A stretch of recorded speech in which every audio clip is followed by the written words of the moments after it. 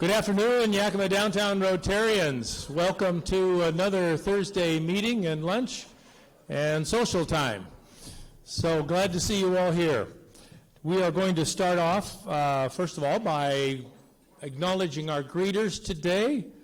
Rosalind Oglesby, who I'm sure you shook her hand as you came in. Sherry Lou Creason, and I learned that that is the correct pronunciation if you've been calling her Mary Lou Cresson. That isn't right. It's Mary Lou Creason. Mary Lou, where are you? Okay, right there. Nice little rhyme there, too. And Tom Galke was also a greeter today.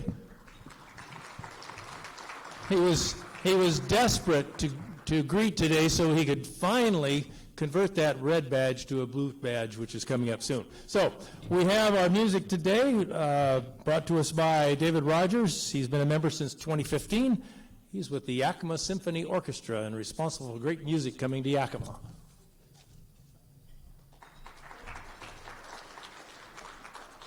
Please join me in singing our national anthem.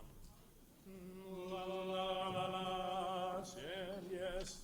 Oh, say, can you see by the dawn's early light what so proudly we hailed at the twilight's last gleaming, whose bright stripes and bright stars through the perilous fight o'er the ramparts we watched were so gallantly streaming, and the rocket's red glare, the bombs bursting in air, gave proof through the night that our flag was still there.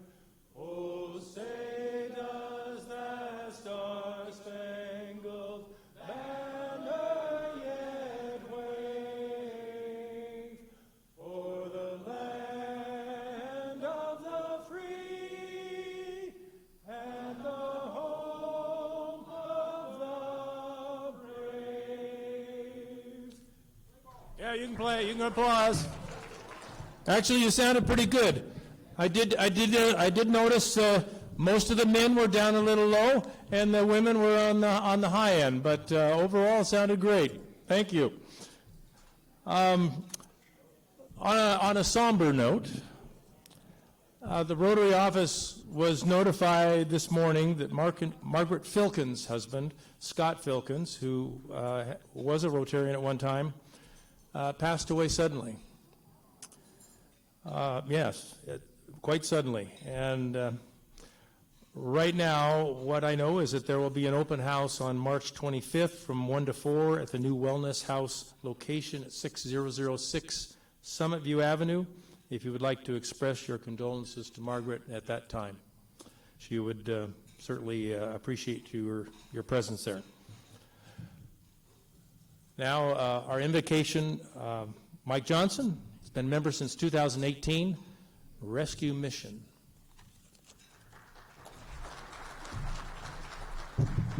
Well, as tomorrow is St. Patrick's Day, of course, we have to visit the prayer of St. Patrick, known as St. Patrick's breastplate. I want to make sure that you understand this prayer. And the best way to do that is, I think, to tell his story as briefly as possible. Around the time of Christ, Londinium was a thriving Roman city on the Thames River. It would not be until the 17 or 1800s that the quality of life in that city would return to what it was under Roman rule. 700 years later, in 770 AD, Vikings wintered up the river Liffey and founded what would now be understood as the city of Dublin. Who's been to Dublin? Some of you. Great. 300 years before that, the Roman Empire was crumbling, and this very edge of the empire had become wild lands. Irish pirates raided the coast of Britain and took away once a 16-year-old young man back to Ireland as their slave, where he lived for 6 years until he escaped and returned to his family in Britain. Somewhere along the way, he became a follower of Christ. And he understood his calling was to return to the very people who had enslaved him and bring to them a message of reconciliation and hope. And that man we know is St. Patrick. So as this prayer asks that God would be able to give St. Patrick the ability only to be seen for Christ in him rather than Patrick in him, it's important that you understand that he's asking for God's help to lay down bitterness, to lay down resentment. God, as you wake me up in the morning and you send me to the very people who had taken me from my family and extracted the care of their animals from the sweat of my brow by force, please help people not to see the anger that would be in my humanity. Instead, help them to see the forgiveness that I've received in Christ. That's the prayer of St. Patrick. And so it's a prayer about his own heart, right? It's a prayer about his own heart, and that's why it's called St. Patrick's breastplate. The prayer that we would ask God not to see the fallenness and the humanity that's in us, the resentment, the anger, the disappointments, but instead to see the place in which we recognize that we live by the grace of God. That prayer protects our hearts like a breastplate. That's what this prayer means. And if you would like, join with me. I arise today through God's strength. I'm going to become emotional. I'm sorry, give me a second. This is one of my heroes. I want to be like this guy when I grow up. I arise today through God's strength to pilot me, God's might to uphold me, God's wisdom to guide me. See, not my own. That's what he's saying. God's eye to see before me, God's ear to hear me, God's word to speak for me, God's hand to guard me, God's way to lie before me, God's shield to protect me, not me to protect myself. That's what he's saying. God's host to secure me against the snares of devils, against temptations and vices, against inclinations of my nature, against everyone who shall wish me ill, afar and near, alone and in a crowd. Oh, Christ be with me, Christ before me, Christ behind me to clean up the mess.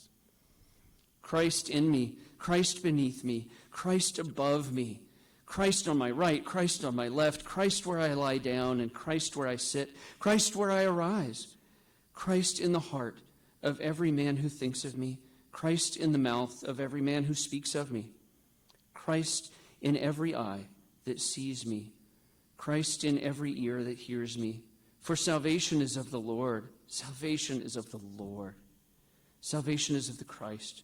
And may your salvation, O Lord, be ever with us. Amen.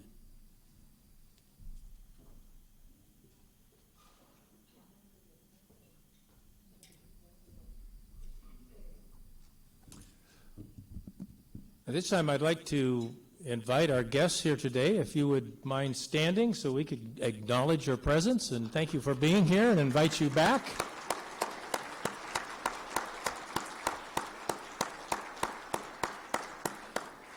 Thank you very much.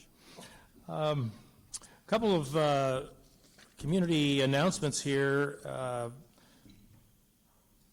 PNWU is going to be hosting a fentanyl epidemic town hall, which is going to occur on the 23rd of March, so it's coming up fairly quickly, and I guess next week, from 6 to 7:30 at the Butler Haney Hall. So if you're interested in getting the facts, ending the stigma, taking action, there's going to be a conversation about that. I have this flyer here. I don't know if there's anything on your tables, but yes, it looks like there are. There's a barcode there you can scan and get more information about it. Certainly fentanyl is a topic of the day. Fireside Scholarship Dinners. I think there are sign-ups on your table, and please do so because the matches of guests to hosts to dates will start very soon, and if I forgot to write down the date that was going to happen, if Carolyn would whisper it to me loudly. Pardon me? Monday afternoon. I just heard that. Monday afternoon is the deadline, so please sign up today to make sure you're on the list to either host or be a guest and a date that you'd like to attend. Next we have Jim Berg, who's been a member since 1986. He's retired, I understand, from practicing law, but I'm sure he practices it every day in his life. And he's going to talk about Ski Day.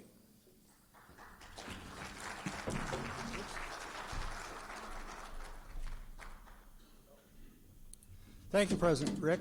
Good afternoon. I am here to report on the Ski Day. I'm here to remind, to refresh your memory, to fill in the nuts and bolts that you need to know so you can participate in this. It is a week from tomorrow.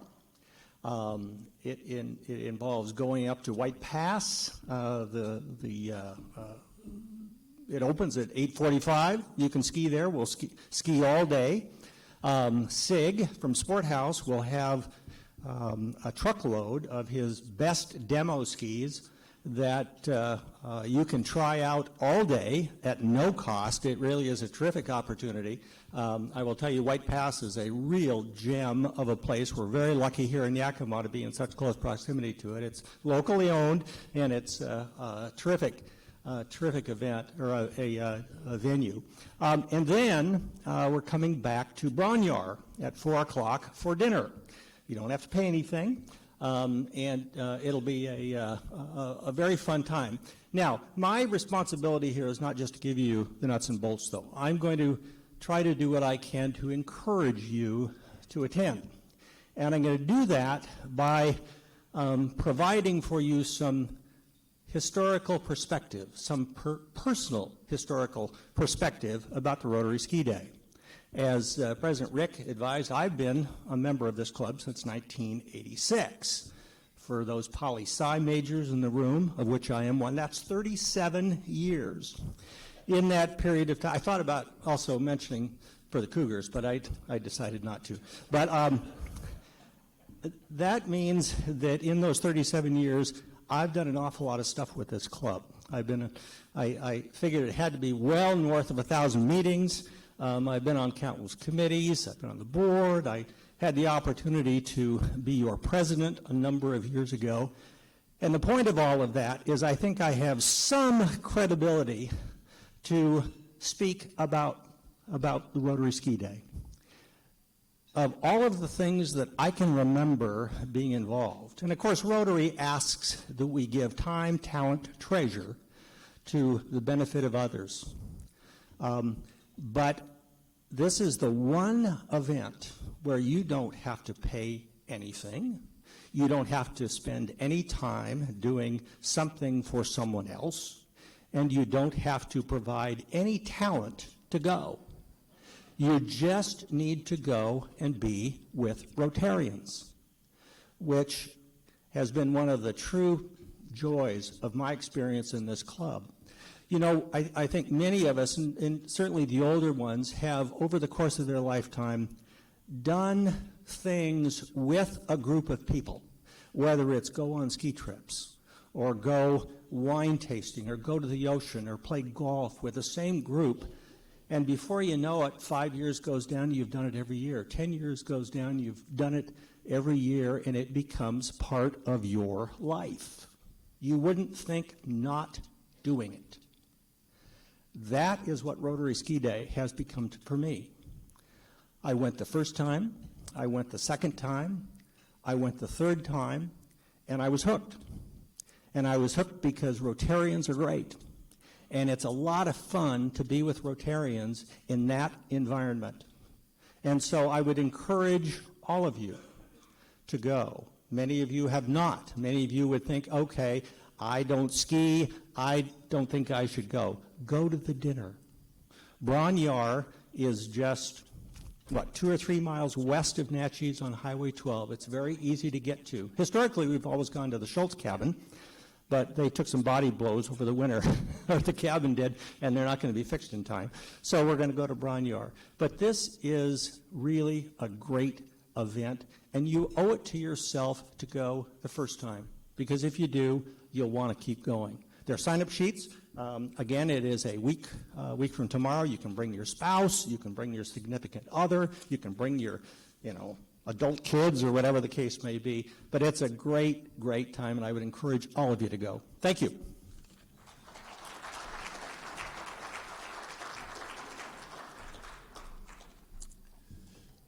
Yeah, I think the emphasis is on those of you who don't ski. The fun part is actually getting together afterwards, or snowboard, of course. You could probably even go up and go sledding, at White Pass. So I think that covers 3 bases, and then the 4th base is a home run, and that's at Bronyar. So I stand with you, Jim. Okay. Pat True is going to... Oh, Adrian. Oh, clever, Pat. Give me your name and slip Adrian in here. Okay. Adrian's going to do a great job for youth. Here she is. Thank you, President Rick and fellow Rotarians. I guess I'm up this time. That's because when President Rick called me a few years ago, he says, Adrian, who would make a good Jobs for Kids chair? Pat, it was your turn up. If you will just indulge me just for a moment, I want to thank the club for your words of prayer, thoughts, and just kindness to me in this last year. It meant so much. And when you mentioned Margaret's husband today, you all will not ever know what they did for me in the moment I thought I was falling apart. So I'm very sorry for her at this moment. But I will say, one of my Avery's favorite activities was Operation Harvest. And my favorite year of that, when she was volunteering, is the year they got their driver's license, because then we could do double the work. And I think that's the year I got out there in East Valley. I think Carolyn, gave me the biggest load. So Harry was so nice, he kind of giggled on his way out the door when he gave me the packet. So thank you all. Thank you. It really showed me what the community of Rotary is truly about.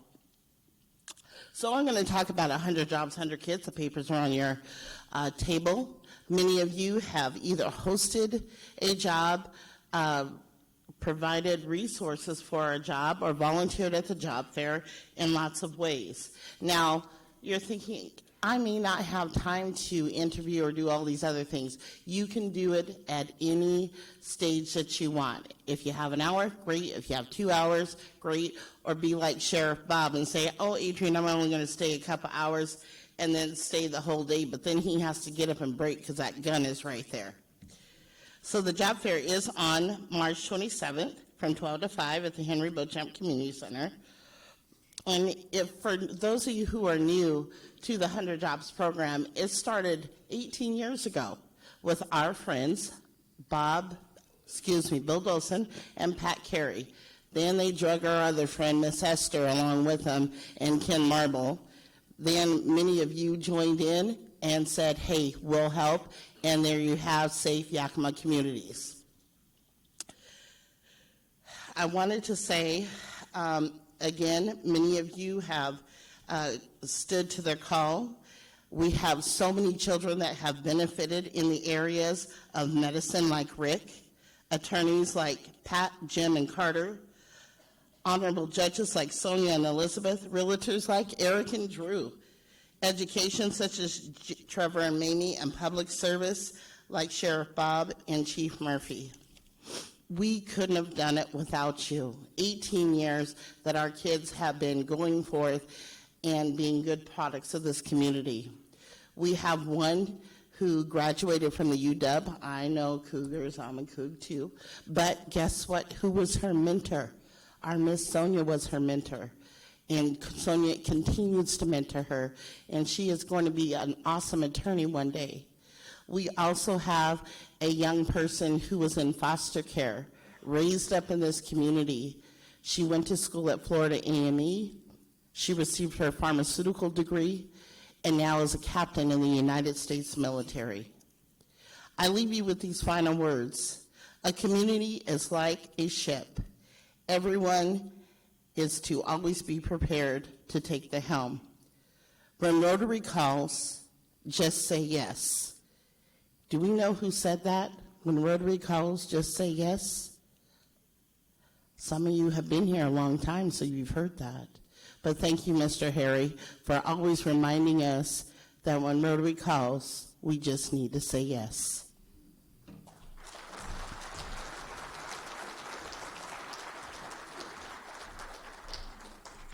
Well done, Adrian. And I have to say, I'm going to tag along to that because I'm coming in as president, making calls to Rotarians to say yes, and what I heard was yes, about 99% of the time. So it continues in all avenues. Thank you. We have just we have a few minutes that I thought we could devote to a Rotary speed interview, which means we're not going to take more than about 4 minutes. And I have a question for you to ask around your table.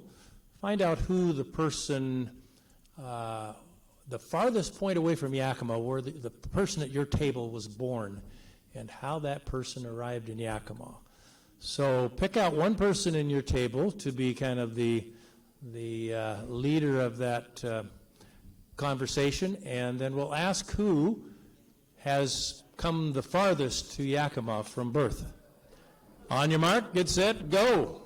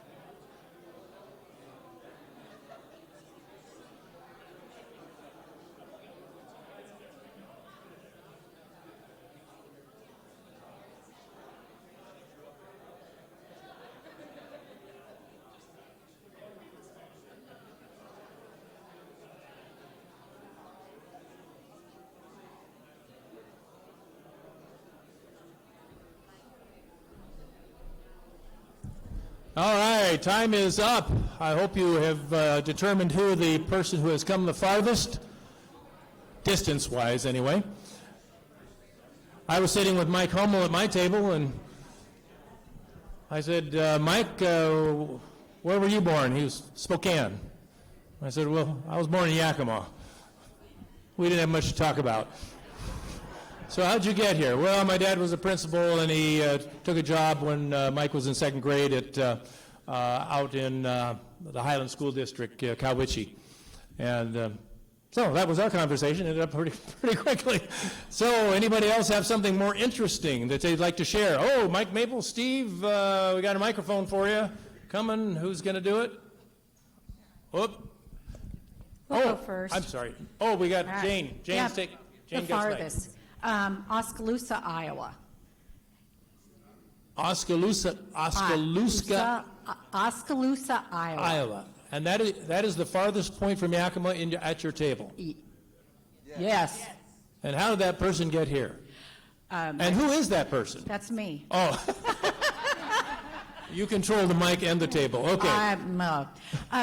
My folks actually moved from Iowa to Cheyenne, to Wisconsin, to British Columbia, immigrated back down into Ferndale, and that's where they stayed. All right. Okay. Yep. We'll go to Carolyn. And Steve Altmeyer. In our table, I am the person from the farthest away. I was born in Miami. Ooh. That's pretty far away. Yeah. And is the question, how did I get to downtown Yakima Rotary, or how did I get to Yakima? To Yakima. I have a better story. Well, downtown Yakima. Okay. Tell the better story. The better story is I was blackballed by Sunrise Rotary.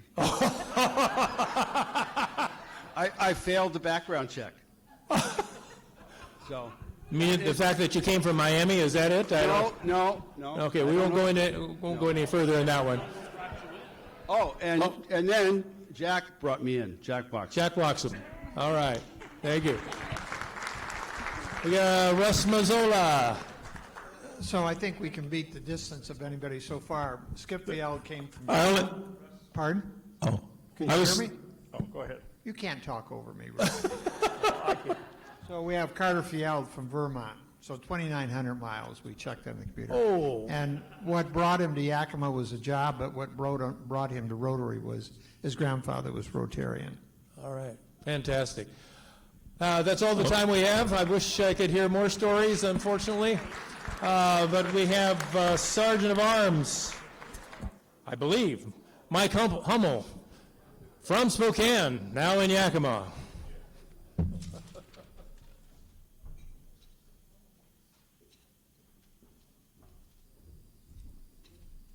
I was born in Spokane, but I never lived in Spokane, just to clarify that. But I lived in a tiny little speck called La Crosse, Washington. If everybody's ever heard of La Crosse, Washington, population like 400. Hey, there you go. I got one. I'll take it. I turned 40 last December. As the birthday was approaching, my wife was constantly making comments to me about it. I can't believe you're getting so old, Mikey. I can't believe you're going to be 40 soon. Ugh. After many such comments, I felt the need to explain to her that things could be a lot worse. I reminded her that I'm at least mildly successful and I still have all of my hair. I think I used a phrase along the lines of, just remember, babe, that 40 is not old, 40 is sexy. If you've ever had to remind your partner that even though you're getting older, you're still pretty awesome, pay $1. As the birthday approached, the idea of turning 40 honestly didn't bother me. I viewed it as just another number on my journey through life, and I'm happy with the things that I've accomplished during my time. However, when the day hit, I felt off. I had this weird feeling all day that I couldn't shake, and that feeling stuck with me for a bit too. For 3 or 4 days, I was simply off. The best analogy I can give is that feeling we all had when COVID first hit and no one knew exactly what to expect, that uncertainty of what comes next. I don't have a punchline here. I was in an odd headspace. I'm happy to say that I was able to process whatever it was, and within a week I was back to feeling like myself, but I must admit it caught me off guard. If you've ever had a birthday hit you harder than you anticipated, pay $1. Super Bowl Sunday was beautiful outside, and we took advantage by taking the boys out to the country club for quality time of golf and lunch. I correctly assumed that the club would be quiet, and it presented the perfect opportunity to bring along the boys, lest I upset the locals by bringing them during a busier time. We hit a few balls on the range before heading out to play 3 or 4 holes and call it a day so we could get back and watch the game. On the way home, Maggie commented that she would be sore the next day. It took me a minute to process what she had said, and when I did, I scoffed at the remark. Sore from what? Golf today? Yeah, she said. I'll bet I'm sore tomorrow. We hit a handful of golf balls at the range and only played a couple of holes. You shouldn't be sore from that. The next day when I awoke, I rolled over and asked my wife if I had been in a car accident the day before and I didn't remember it. I hurt everywhere, and I mean everywhere. My back hurt, my core hurt, my legs hurt, and my arms hurt. It was truly pathetic. At age 39, I could do this more than this without blinking an eye, and now I turned 40 and everything suddenly falls apart. How did 1 year make such a difference? If increased age has cost you aches and pains sooner than you expected, pay $1. Yeah, that should be a lot of you. About a month or so ago, Maggie and I were at Crafted for date night. I have this newer sports jacket that I've been wanting to wear for a while, but I didn't have the right occasion yet because it's more for going out than for business. It's this off-white with these navy pinstripes. I had it dressed down with a clean white t-shirt underneath. I was looking sharp for a night out in the town with my lady, and I was ready to roll. Oh yeah, Maggie looked great too. So anyway, we're seated at the chef's counter. Which I love because I get to watch the action in the kitchen. Because of where we're seated, the servers are constantly passing behind us with dishes to bring out to the floor. After passing behind us a handful of times, a young server stops and comments about what a good-looking jacket I was wearing and asked me where it was from. I gave him the "this old thing" demeanor as I checked the interior of the jacket and responded accordingly. And just as my ego is beginning to swell, and I'm thinking to myself, you're still hip, you still got it, this 20-something little looks me dead in the eye and says, yeah, my dad is really hard to shop for. He's got a birthday coming up next month. Maybe I'll see if I can find him that jacket.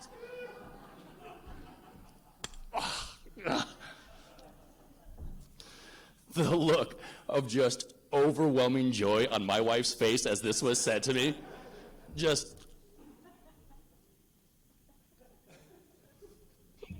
she loved it. So if someone from a younger generation has ever cut you deep with an age-related comment that they didn't even know they had made, please pay $1. That is my time today. Thank you.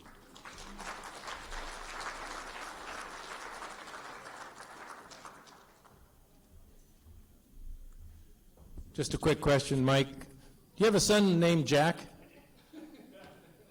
Is there some notoriety that's around Jack regarding fellowship, fireside scholarship dinners? I mean, I think you told the story, but I just want to remind everybody of what happened.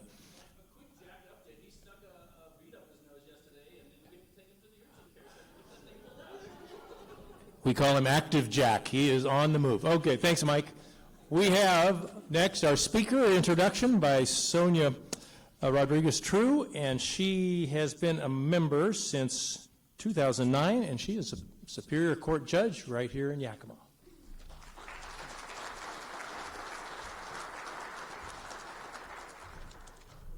Thank you, President Rick. Well, just as a side note, I'm joined by several other of my benchmates, and we're talking about Grandview today, and I want to point out our newest benchmate, who's a guest today, Judge Boswell.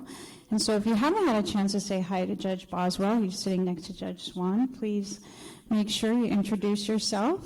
He's a Grandview native, and really happy to welcome him to the bench. And he probably didn't think I was going to put him on the spot like that. Well, I'm really thankful, grateful, honored to present and introduce my friend Gloria Mendoza, who is the mayor of Grandview. And I have to give, of course, I owe it to Judge Toot to introduce me to Gloria Mendoza. And in celebrating Women's History Month, I can't think of a better woman we can honor and hear from than Mayor Gloria Mendoza. She has a lot of things that she has accomplished. She's an accomplished businesswoman, community leader, and I've just been really proud to know her. She's also the past president of the Grandview Rotary Club. Yesterday I visited that club, and it's just a really great club. She's also the chair of the Game Changers Gala for Grandview Rotary, and so that's their fundraiser, so look out for that and see if we can support that. But as I said, Gloria Mendoza is the current mayor of Grandview, serving as the first woman and first Latina in that position. Known as a strong community supporter and entrepreneur, she is also the founder and CEO of GMC Companies, LLC. Founded in 1999, GMC Companies is made up of GMC Training Institute, a private vocational school widely recognized for its truck driving CDL school. GMC Family Services, which has been providing parent-child visitation services to families statewide since 2006, AM Motivational Leadership Institute, offering leadership training to businesses, teachers, administrators, parents, young professionals, churches, and organizations, and Gloria's Casa de Vino, a wine tasting facility in downtown Grandview. As mayor of the city of Grandview, her focus is on the growth and economic development of the city and maintaining safety of residents, children, and schools, with a priority on improving the quality of life for the community and maintaining job opportunities, with a special emphasis on local employment opportunities for youth. Speaking of our Jobs for Youth program, this is a great presentation as well that coincides with our project right now. So, all right, well, Gloria Mendoza, please join us.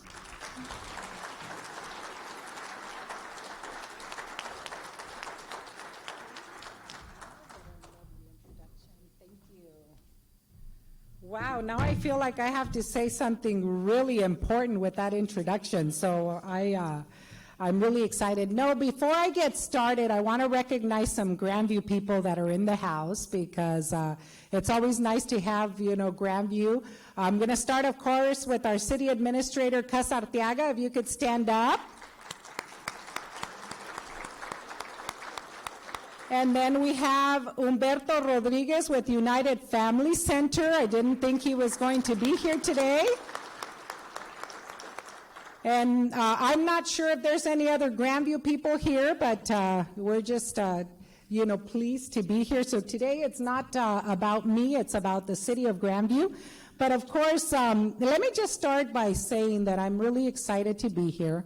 A year ago, Sonia called me and said, hey, I would like you to speak at Rotary, but let's do lunch. She invited me to lunch, and so the call got me really excited, and I started putting together a presentation to talk about all the great things that are going on in the business and in Grandview. And then she said, you'll be on the agenda a year from now. And I thought, wow. So my presentation was really exciting a year ago. So we've already met all our goals, and our city administrator can tell you that Grandview is on the move and growing. We're doing just so many good things. But I want to thank Sonia for inviting me to be here today. And yes, Elizabeth Titch for, they've just been really fun ladies to know, and we don't see each other enough, but it's always great to be with you. Also, I really enjoyed the prayer, and Rotary has been a part of my life for 18 years. And let me just tell you that I became a Rotarian before I owned one of the properties. Rotary would walk by my office every day, or every Wednesday, because we meet on Wednesdays. And I would always have one Rotarian walk in and invite me to the meeting. And of course, I said no, and I'm really embarrassed to say this, for many years. I kept saying, I don't know what they do. And so once I became a Rotarian, I was so mad at myself, because it was all about, what I think most business people in the community, if you're really committed to community, Rotary is all about community and service. And so I have to share that one of the proudest awards that I received, and I was kind of bummed because I got this award during COVID, so nobody saw. It was just me and the president getting this award, and a few Rotarians, but I got the Rotarian that Connects the World Award, and you would have thought that I was receiving an Academy Award. I really, honestly, would not stop thinking about this award, sharing it with my kids, because it was COVID, so I was trying to share it with my parents, and they're like, what is Rotary all about? Nobody knew what I was talking about. So I wanted to make sure that I shared it with someone that can enjoy it. And who knows? I was thinking that maybe some of you have this award, but I don't care. I still want to share it because it is a cool award. So let me just start by sharing a little bit about my background. I am a migrant daughter of Javier and Agapita Mendoza, who I was actually born in Mexico. They brought me as a little girl.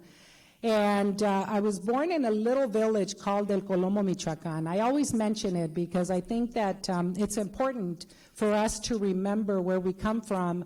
And one of the things that my father would always tell me, because my father had, by the time we moved here, he had 9 kids.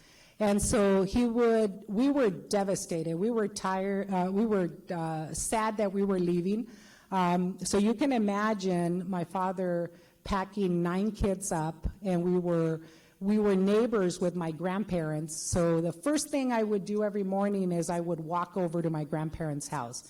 And let me tell you, it was a party every morning at Grandma and Grandpa's house. We would get there, and they were ready with just a cup with Nesquik in the cup, and then Grandpa would milk the cow straight into the glass, and it was just the coolest thing.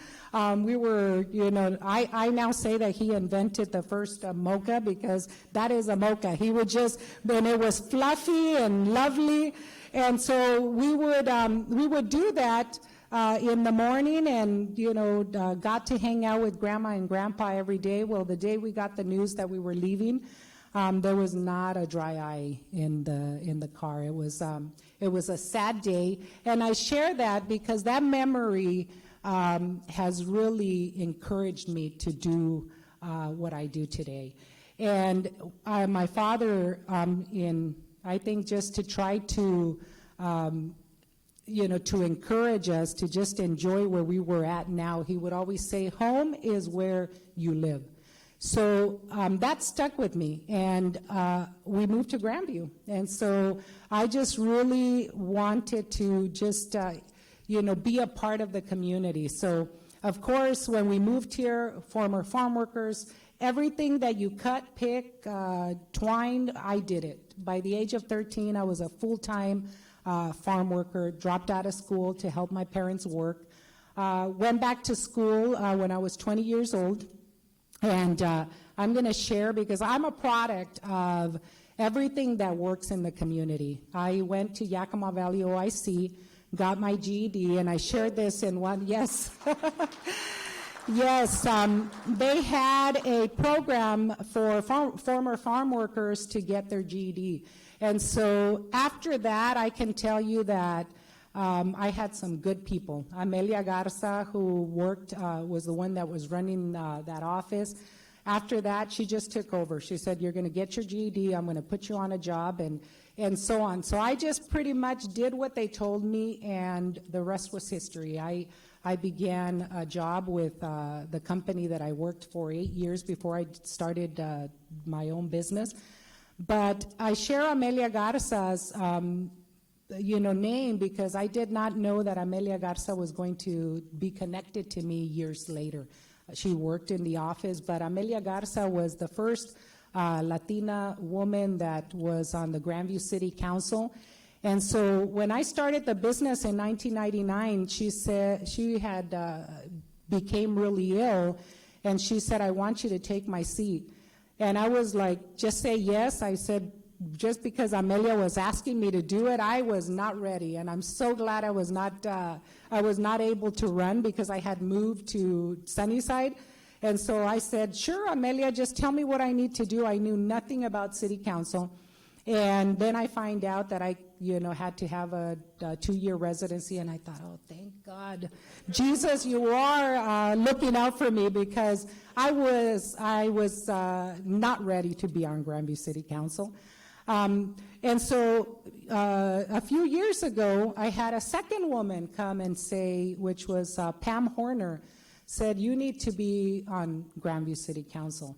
And then suddenly I remembered Amelia, and I was ready to say no. I have to be honest. I've always felt like I enjoy everything that I do, but just like everybody else, we're too busy at times. And so I didn't mention that I'm the mother of 3 children, 3 beautiful children, 1 daughter and 2 sons. And I do everything that I can do Monday through Friday, but the weekends are for my kids and evenings. And so I just thought, evening meetings, how is this going to, to look? But just as Amelia Garza had said a few years prior, she said, I will not leave my seat to anyone else. And I did not have the excuse of I don't meet the residency requirement anymore. And I said, Pam, what do you need me to do? And so I became a council member. I signed up for a year, was elected to be a council member. So I served as council for 4 years. And then Norm Childress, who had been our mayor for many years, decided that he was going to run for county commissioner, which we were very happy he got elected. And then I was, supported by all our council members as the interim, or the mayor, voted in by the council, and then I had to, run and get elected. It has been just a wonderful, wonderful time. Just like any other new position, it takes time to step into, but with the background that I have, business, I can just tell you that I started business because I saw that there was a need in our community. The very last job before I started GMC Training Institute, my job was to place farm workers into year-round employment. I just did not see a lot of opportunities for them to receive training. Most of them had to have a GED for some of the local training, had to speak English at a certain level, and I just thought, this is just something that we need to, be able. Most of the farm workers, I did not know this, wanted a CDL license in employment and training. And I thought, I did not know much about, CDL, because my father, we always worked as a family. My father does not like to drive any trucks. He knows how to drive them, but he says that's just not for me. So when I started hearing all these males saying they wanted a CDL license, I thought it was going to be easy just to send them to get their license somewhere. And it turned out that that was not the case. And I would hear, that's why I say when God has a plan for you, I would hear Mr. Cesati, because I worked for Inspire Development Centers, and we would train bus drivers all the time.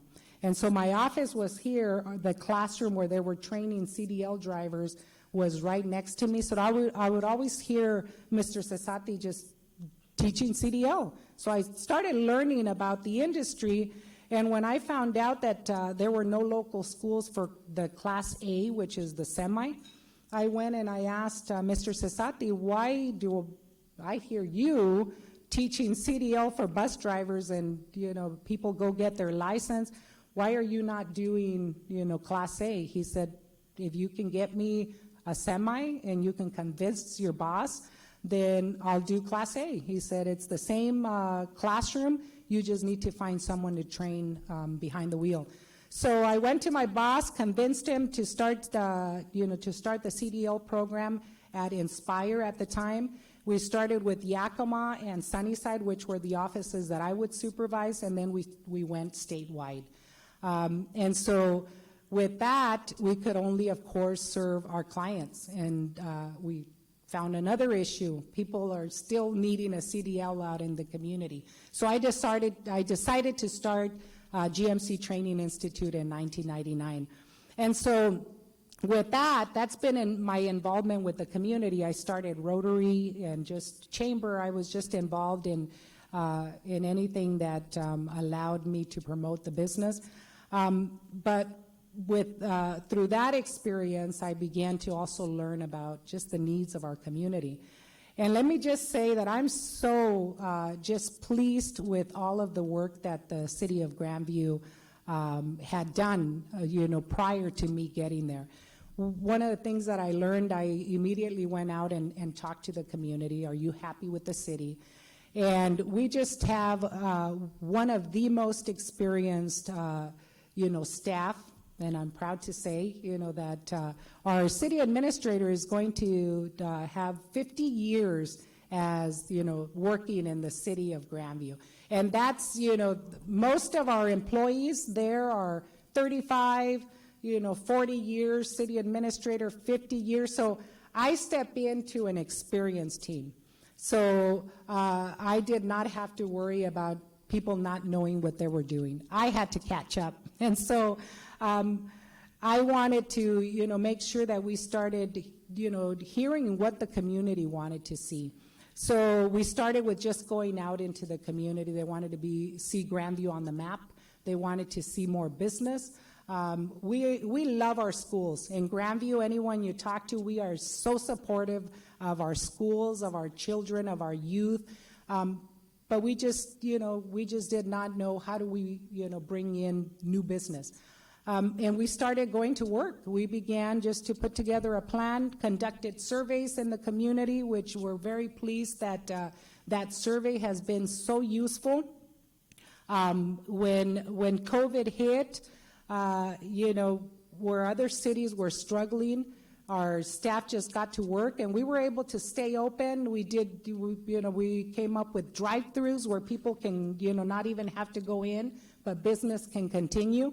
And after that, ARPA funding comes in, and we begin to partner with our community to, provide grants so that these businesses can recover and can stay in business. So we've done so much. I want to make sure I concentrate on but we've given grants to businesses. We are working on a facade program. We have right now 5, grants that we can do for new business. We just awarded 2 of those grants on our last, our Tuesday meeting. We have some, funding left to encourage businesses to move to Grandview. This is a perfect spot for me to recruit. So if you're looking to expand, this is the time to do this. But just so many things. We of course have some things that we still can't mention that are coming to Grandview. Just exciting things. Housing. One of the goals that the council had is to bring in more homes. The community said, we just don't have enough housing. People come to work here, but then they go back to other communities to live. And so that is not an issue anymore. We have had so many housing developments. I think that we expect maybe in about a year to 2 years over 2,500, 3,000, population increase with some of the housing developments, and just having fun doing it. One of the things that I tell all business owners is I really enjoy everything that I do. I know that Sonia mentioned on your table there is a flyer that talks about everything that the businesses that she mentioned, and one of the things that I don't know how, I don't have any relatives that are in business or in my family, immediate family. Business just makes sense to me. It was something that I just saw as an opportunity to improve the community. But I've also found that I enjoy everything that I do. I try to make it fun so I don't feel like I'm going to work. So GMC Training Institute for me is an opportunity to train individuals. GMC Family Services is about serving families, and I don't think it can get any better than that. Gloria Casa de Vino, that was more of a hobby for me. It's a wine bar, and so that's where you can go and just relax after work. So it all kind of makes it just fun for for myself and for people in the community, and that is the way that most of us should see our day to day. If you are in a job that you just dread going every day, then go into business. That's just that's something that gives you the opportunity to help your community and give back. To people in your community. So I just, I look forward to, having all of you visit Grandview. If you're ever in Grandview, call me. My number is on that packet, or our city administrator, and just say, I want to come and see Grandview. Next year, you'll see that facade program is going to just really give just a boost into our downtown. We're going to be fixing up the entrances as well. So we're going to be investing money in fixing our storefronts so that when people go downtown, they can just, enjoy walking into those buildings.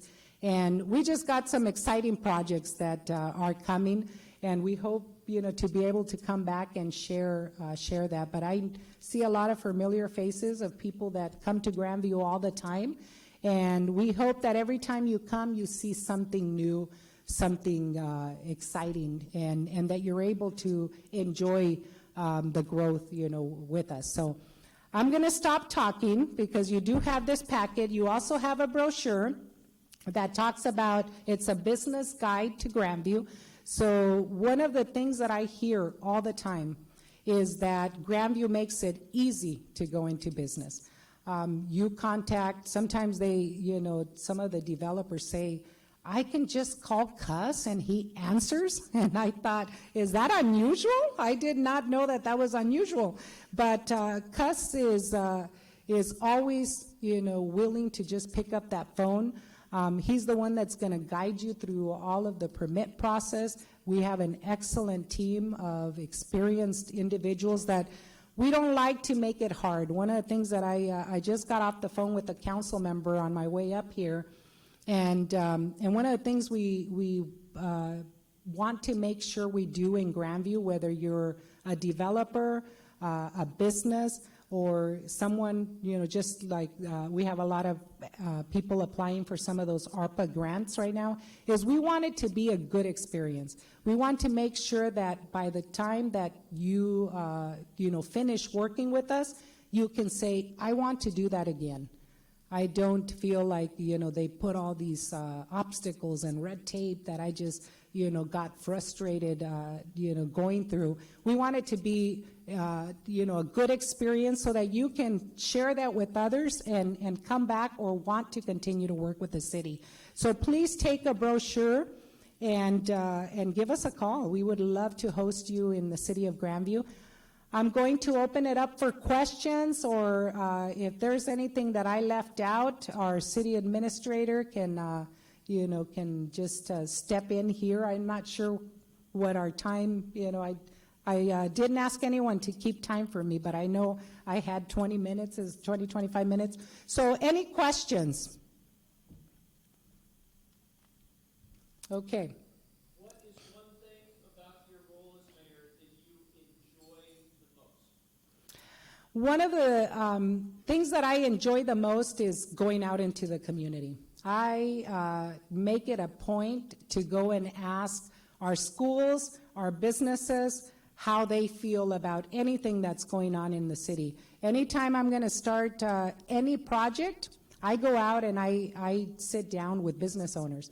I sit down with kids. My very first order of business when I became mayor was the very next day I was in the schools talking to students that wanted to go into business.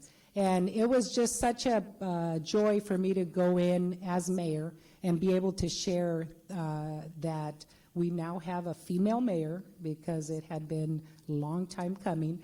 And so, just to see those students, I had a young, probably about 5 to 6 year old young lady say she realized that there was now a woman. I don't know how she knew that there had not been a female, and she said, so you have made history. And it had not really hit me until that little girl said that. And so we have to always look for ways to inspire and encourage our community. So that's one of the things that I really enjoy, being a part of the community. Any other questions? Okay, well, thank you very much for having me. And I look forward to seeing you soon. Thank you.